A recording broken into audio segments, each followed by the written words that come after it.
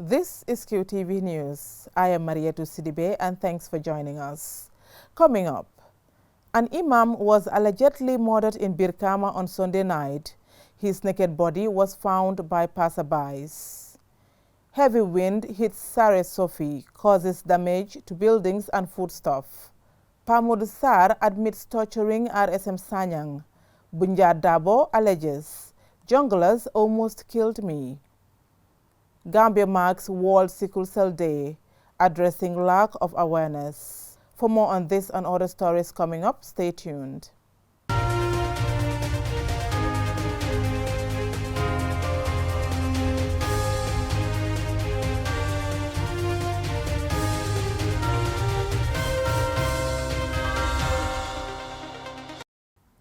A 61-year-old Imam was reportedly murdered in Birkama, Jalambang on Monday. His body was found by the roadside by passerbys at night. Babukar Sise visited the victim's family, and here is his report. A community is bereaved and united in grief. Their local Imam, Sedu Bari, was allegedly murdered. He was heading home from the Birkama livestock market after closing from work at about 8 p.m. When the body was discovered, he had not only been robbed of his personal belongings, but he was also stripped of all his clothes. A big stick was recovered at the scene, which was allegedly used to hit the victim on his head, resulting to his death. The bicycle he was riding was found lying nearby. Hamakan Jallo, the victim's neighbor, was among the first witnesses to arrive at the scene. The people were there, but unfortunately, they were not able to recognize who is this, because he was beaten to death.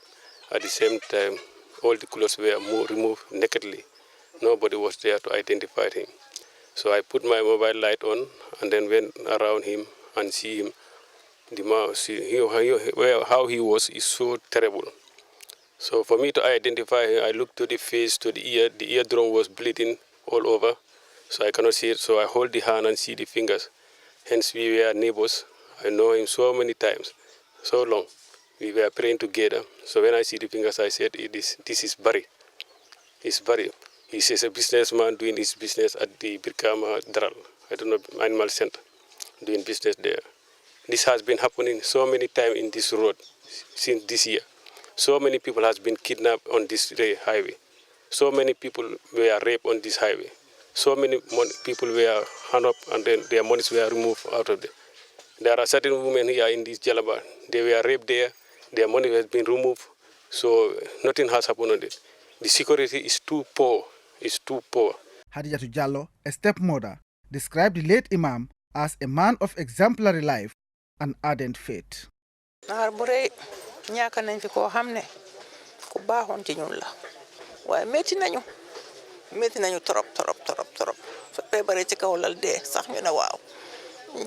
We are sad because we lost a good man.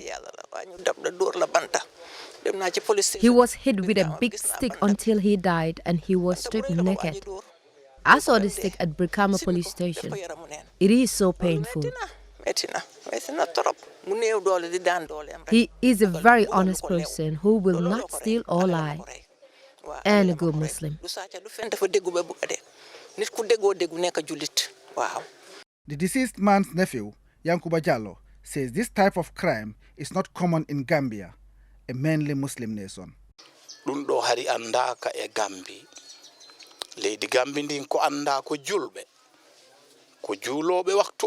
This is not common in the Gambia as a Muslim country.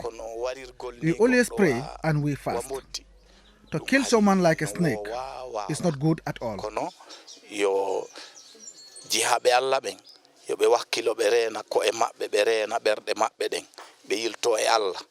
A representative from the Gambia Supreme Islamic Council also came to show solidarity with the community. The late Sedu Bari was laid to rest on Tuesday evening. He leaves 2 wives and 8 children. As police investigate the circumstances surrounding this tragic incident, the people in this community, particularly those he led in prayer, have no choice but to continue to pray in this mosque without their beloved Imam. Babukar Sise, QTV News. Heavy winds on Monday night caused substantial damage to family homes in Sorry Sophi village in the Upper Fuladu West District, Central River Region. Momodu Gajaga has more. These pictures and amateur videos shows the aftermath of the damage caused to Sorry Sophi village. According to eyewitnesses, roofs of houses were blown away by the storm, trees fell, and there are reports of damage to household goods and food stocks. Mamudu Gajaga, QTV News. This is a developing story, and we will continue to follow it and bring you more details as they come in. Former Army officer Pamod Sar and Lieutenant Colonel Bunja Dabo on Wednesday testified at the TRRC. During his testimony, Sar admitted to participating in the torture of RSM Babukar Sanyang at Mile 2 prison. Meanwhile, Bunja Dabo, who was arrested after the March 2006 foiled coup, narrated his ordeal at the hands of the junglers, claiming he was severely tortured. QTV's Ansumana Esonyasi reports.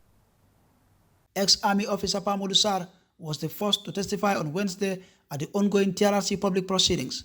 Sar has been adversely mentioned by several TRRC witnesses as being complicit in torture. His alleged victims included former council members Sana Sabali and Sadibu Haidara, as well as RSM Babukar Sanyang at Mile 2 prison in 1995.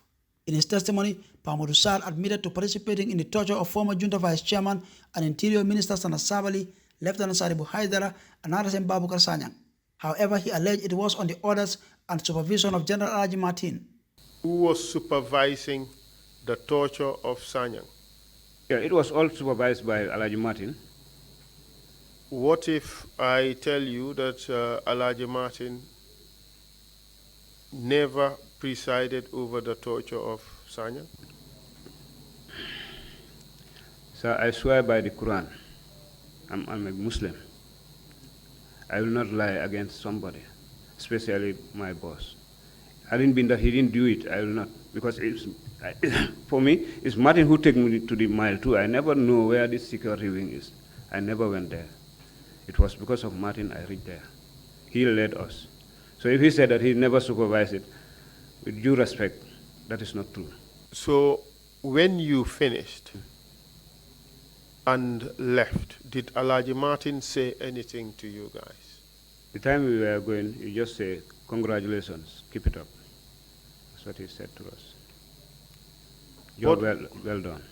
What was he congratulating you for? How these people were maltreated.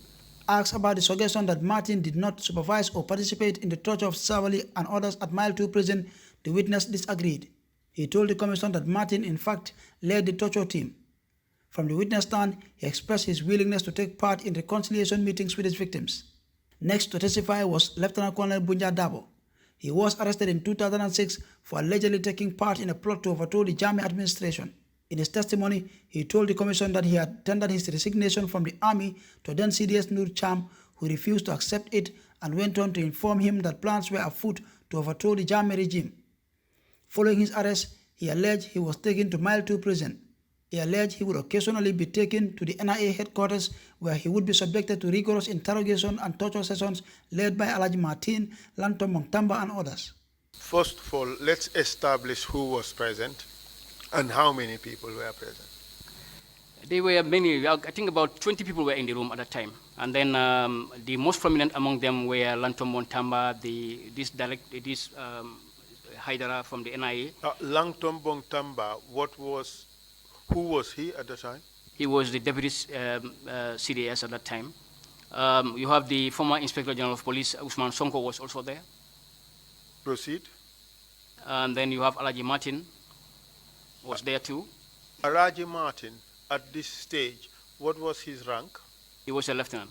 On his encounter with members of the former president's hit squad, the Junglers, he alleged he was mercilessly tortured and as a result sustained several injuries. You know, I was made to kneel down. So when I knelt down, they put a plastic bag. Suddenly they just put a plastic bag over my face. And then one of them will hold the plastic bag so tight that you couldn't be able to breathe.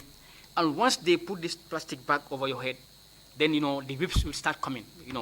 Those ones who were standing, they were beating, with whips. So I was being beaten, and then, when they beat me for almost, 5 minutes, I was in that condition. He also alleged that former NIA Director Daba Marena and some of the detainees arrested in the aftermath of the 2006 foil coup were executed, refuting the suggestion reported by the government at the time that they had escaped while being transported to Janjanbureh prison. Lieutenant Colonel Dabo is expected to reappear before the commission. Ansumana Isonyasi for QTV News. Have you ever heard of sickle cell disease? Well, in the Gambia, probably only a few have. There is little or no information about the disease in our communities. However, the Gambia Sickle Cell Association is out to change that with awareness-raising activities. Maria Tussar has more details. Sickle cell disease or sickle cell anemia is an inherited form of anemia in which red blood cells are not able to carry adequate oxygen throughout the body.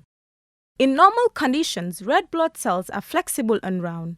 They move easily in the blood vessels, but in sickle cell disease or anemia, the red blood cells become rigid, sticky, and become shaped like a sickle. This irregular shaped cell gets stuck in small blood vessels, slowing or blocking the flow of blood, reducing oxygen to parts of the body. The Gambia Sickle Cell Association was founded in 2007 and is responsible for sickle cell awareness raising in the country. The president of the association, Aliu D.W. Sambo, explained the activities the association will engage in to commemorate World Sickle Cell Day, which is commemorated on the 19th of June every year. We had a 5-day program of activities that we wanted to do for the World Sickle Cell Day celebration, but unfortunately we are down to 3 days now.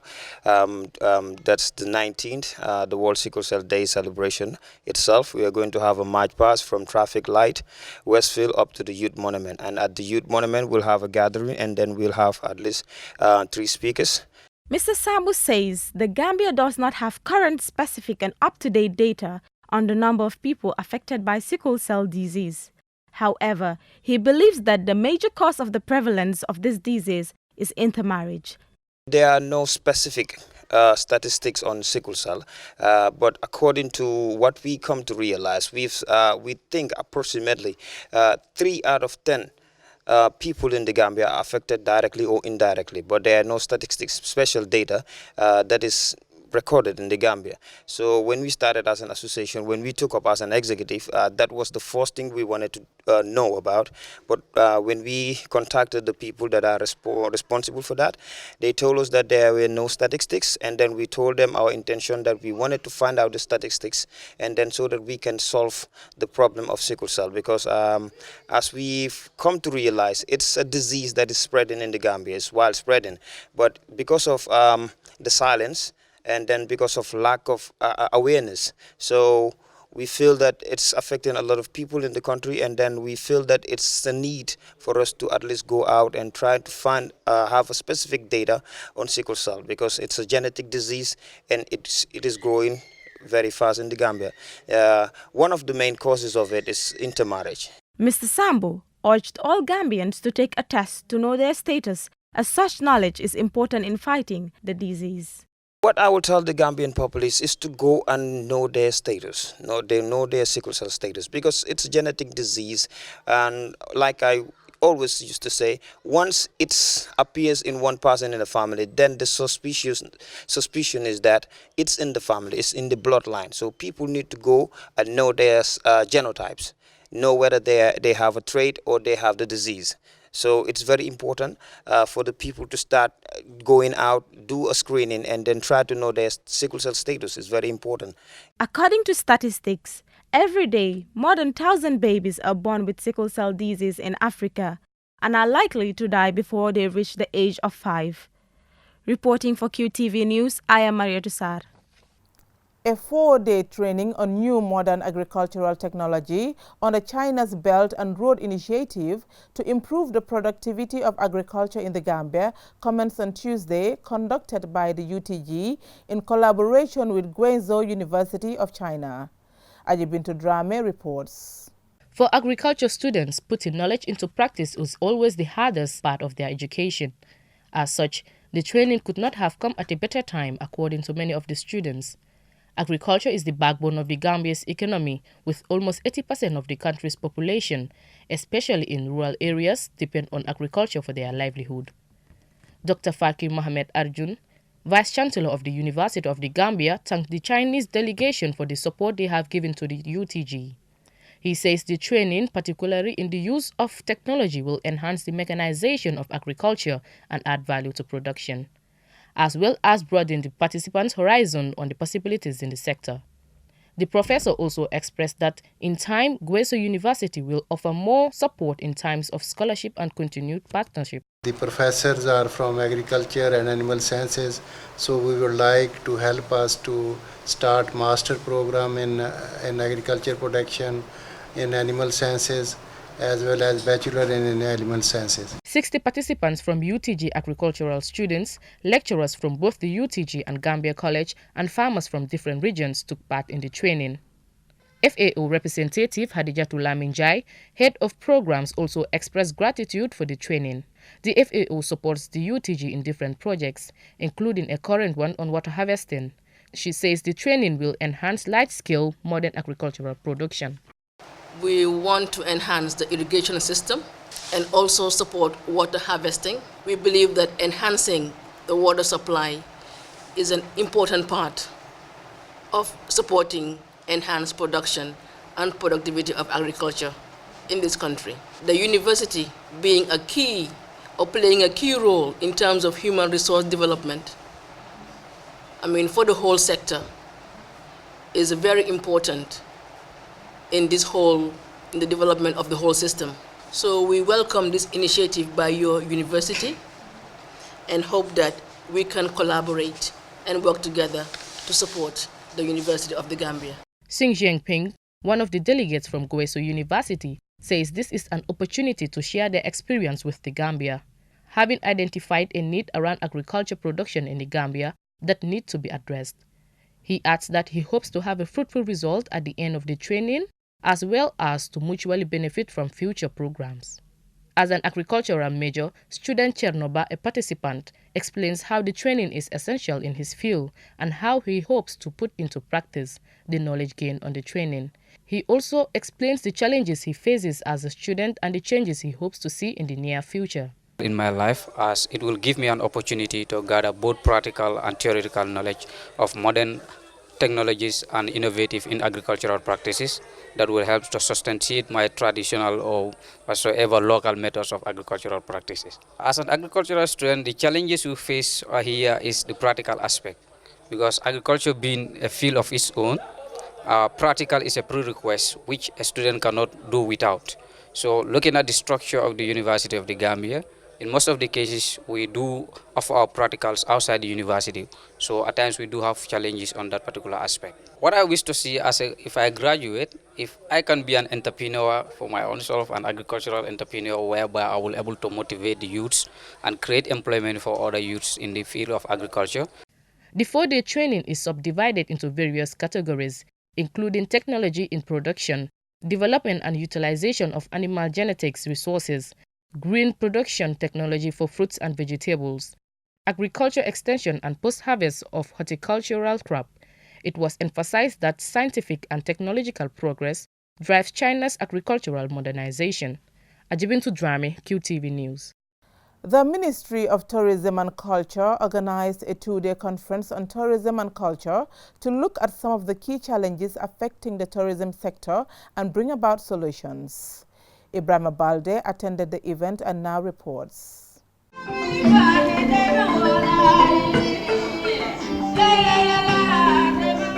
The 2019 National Tourism and Culture Conference is the first of its kind organized by the Ministry of Tourism and Culture. It has brought together a wide range of stakeholders, including government, private sector, external partners, and local participants in the industry. The ministry intends to hold such consultations regularly, possibly on an annual basis. The Minister of Tourism, Hamad N.K. Ba, said tourism is everybody's business.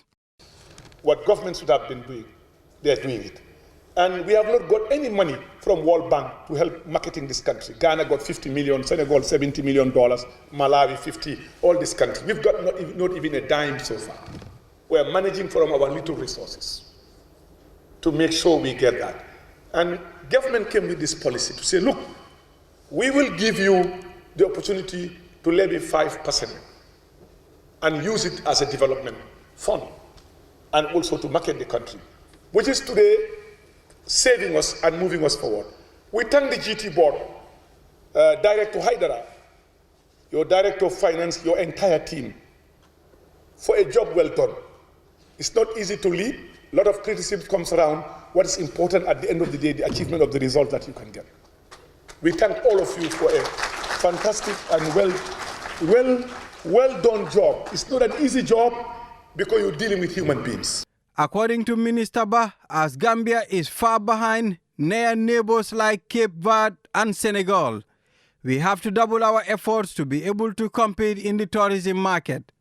I am also happy to note that the Ministry and the NCAC have embarked on several projects to see that government's cultural agenda is fully met. For example, efforts are well advanced to revive the Gambia National Troupe, which will showcase the diverse Gambian culture. Such a troupe will serve as a Gambian cultural diplomat, helping us to portray a positive image of our country. I'm happy to note that a task force has been set up to work out the modalities of forming a vibrant, sustainable Gambian national troupe in collaboration with the NCAC. This troupe will epitomize the best of Gambia's cultural performance from all parts of the country. I urge you to work faster on this matter, as hopefully in 2020 to launch the new Gambian national troupe. Ladies and gentlemen, it is sad that we are the only country in the sub-region without a national troupe. It is sad when I go, I feel embarrassed to say it. We don't have a national troupe. It was disbanded by the former government, and up to this day, for the last 20 years, there has not been a national troupe to showcase our diverse culture. Kodu El Jabang is the permanent secretary at the Ministry of Tourism and Culture. With the advent of the new dispensation, the government of His Excellency President Adama Barrow acknowledged the significant role of tourism and culture as one of the fundamental pillars of the National Development Plan, thereby signifying its substantial contribution to the socio-economic development of our country's economic progress. Tourism and culture now will constitute a vital instrument to wealth creation, while at the same time providing jobs in support of women, youth, and other marginalized groups of our society. A cursory look at tourism and travel statistics worldwide indicate that in 2018, tourism generated $8.8 trillion and supported 319 million jobs across the world. Mr. Abdullahi Haidara, the Director General of the Gambia Tourism Board, said they are doing and will continue to promote Gambia as a tourist destination, and also highlighted the importance of this conference. It is very, very, very important, and it is something that I think we commend the Ministry of Tourism and Culture, who spearheads this conference, because it's a conference of stakeholders, and stakeholders is all inclusive, both public and private. And this is the first time in the history of this country that we are organizing such a consultative forum to discuss the way forward in terms of improving and enhancing the tourism as a sector in both its value and entire value chain. So all stakeholders are here, and we are discussing key thematic areas on how to enhance and improve the products, also the marketability of the country, and also looking at culture-centered tourism. Ibrahim Abalde, QTV News. In sports, Real de Banjul have one step into the GFF Cup final after their 2-0 first leg semi-final win against PSV Wellingara. On the evening, the Gambia women Scorpions played with Guinea-Bissau ladies. Yet again, the friendly ended into a 1-all draw. Mamadou Gajaga has more. A contested penalty gave Real de Banjul a first-leg grip of the FF Cup semi-final. Abdoulaye Ba converted the spot kick to give his side a 2-0 win over PSV Wellingara, who are still reflecting on a disappointing league campaign as they got relegated to the second division, finishing bottom of the table. An FF Cup trophy would be a good piece of silverware for them, although they are still in the tie with one more leg to go. But overturning a 2-goal deficit against Real de Banjul is highly unlikely. Real have been too good this season and were just a whisker away from winning the league title, finishing second to eventual champions Brikama United. PSV Wellingara coach Keba Sawane is furious about the officiating of referee Omar Salah for awarding what he described as a dubious penalty. That penalty will never be given on earth. It's not a better penalty. We had a similar one that could have been a free kick. It has not been awarded, and then he gave Real de Banjul a foolish penalty. There's still a chance for you in the second leg. How will you prepare for the second leg? But with such an officiating, I can say we are out. We are expecting a better officiating.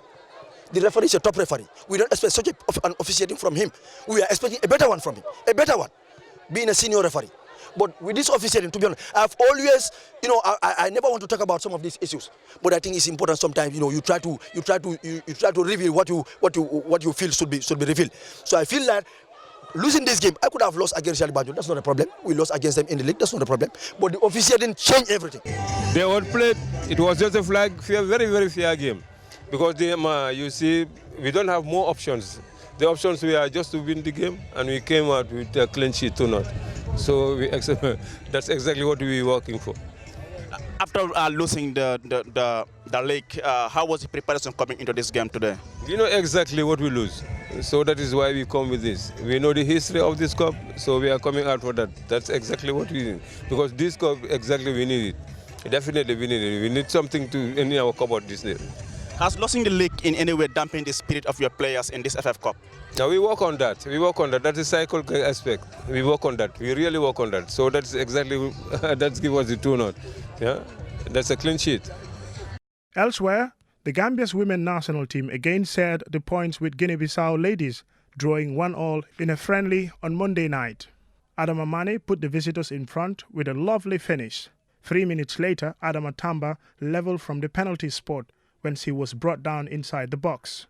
The draw follows a similar scoreline in the first friendly between the two nations on Sunday. Mamadou Gajaga, QTV News. Before we end this bulletin of the news, let's take a quick look at our main stories. A 61-year-old Imam was reportedly murdered in Birkama Jalambang on Monday. His body was found by the roadside by passerbys at night. Heavy winds on Monday night caused substantial damage to family homes in Sorry Sophi village in the Upper Flood West District, Central River Region. Former Army officer Pamoud Sar and Lieutenant Colonel Bunja Dabo on Wednesday testified at the TRRC. During his testimony, Sar admitted to participating in the torture of RSM Babkar Sanyang at Mile 2 prison.